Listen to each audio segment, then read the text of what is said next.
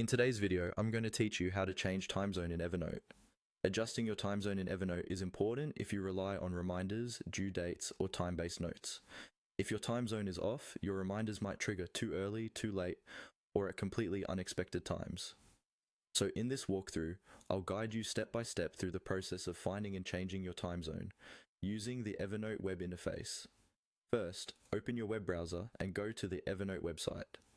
Log into your account if you aren't already signed in. Once you're on the main Evernote dashboard, look towards the top corner of the screen where your account controls live. You should see your profile name, and depending on your setup, you might also see your initials or a small profile icon. This is the menu that controls your account settings. Click on your profile name to open the account menu. When you click your profile name, a small drop-down menu will appear. In that menu, look for the option labeled Account Info or Account Information. This is the section where Evernote stores details about your account, such as your subscription, personal information, and various settings.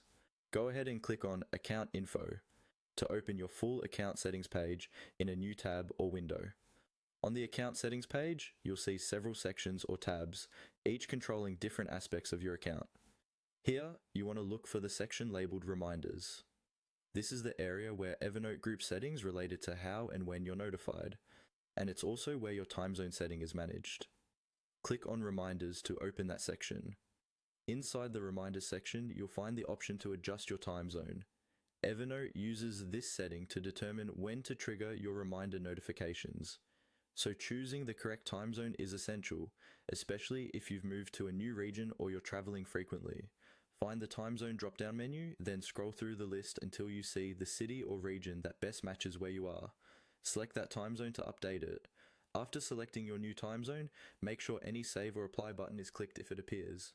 Some versions of the settings page will save automatically, but it's always a good idea to double check that your choice has been stored.